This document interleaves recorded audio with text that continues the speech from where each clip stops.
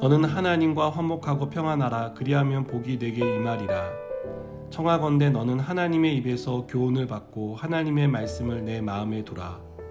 내가 만일 전능자에게로 돌아가면 내가 지음을 받을 것이며 또 내 장막에서 불의를 멀리하리라.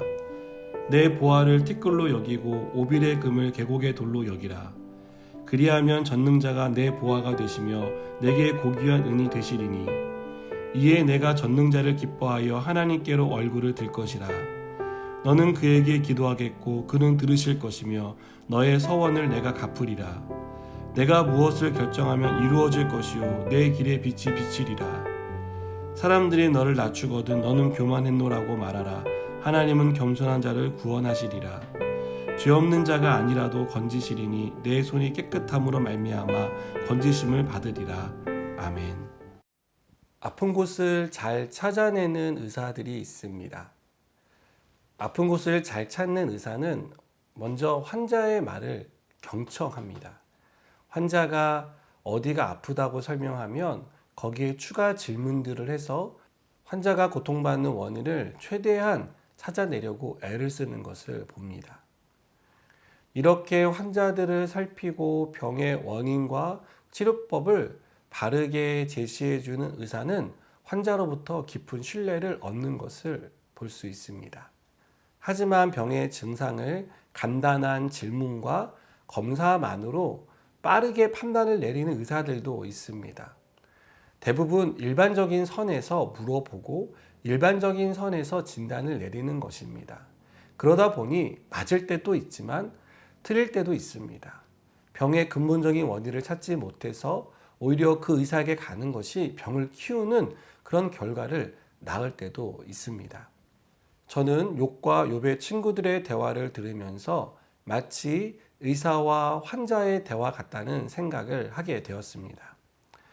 욥은 고난의 이유를 모르겠다고 말하는데 욥의 친구들은 섣부른 판단을 내립니다. 욥이 왜 아픈지, 욥이 왜 그런 고난을 당하는지에 대해서 그들은 한마디로 욥이 죄를 지었기 때문이라고 진단을 내렸습니다. 게다가 욥이 회복될 수 있는 치료법에 대해서도 그들은 빠르게 제시합니다. 오늘 말씀에서 엘리바스는 욥에게 두 가지를 제안합니다. 첫째는 하나님께 회개하고 돌아오라고 말합니다. 두 번째로는 하나님과의 관계를 회복하는 것이 욥이 고난에서 벗어날 수 있는 바른 치료법이라고 제시하고 있습니다. 일반적이라면 엘리바스의 말은 맞는 말입니다. 우리가 죄로 고난을 받고 있다면 죄를 회개하고 하나님께 돌아가야 합니다. 하나님과 멀어졌던 관계를 새롭게 해서 하나님과 친밀한 관계로 나아가는 것이 우리가 당한 고난으로부터 벗어날 수 있는 최선의 방법입니다. 그러나 욥의 경우는 일반적인 경우가 아니었습니다.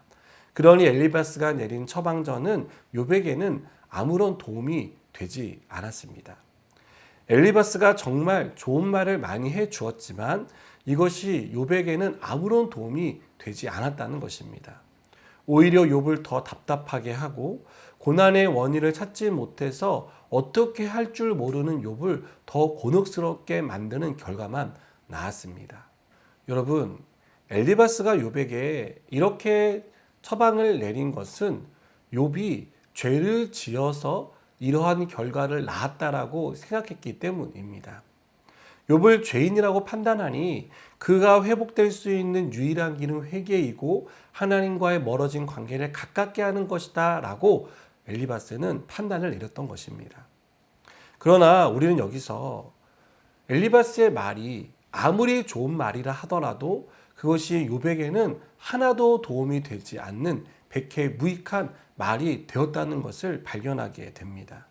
그런 말들은 듣기에는 좋지만 아무런 도움이 되지 않는 공허한 말이 될 수밖에 없습니다. 진정한 위로가 결여된 말, 그리고 환자의 상태를 정확하게 알려고 하지 않고 자신이 아는 선에서 진단을 내리는 그런 진단은 절대로 원인과 또 바른 치료법이 될 수 없다는 것입니다.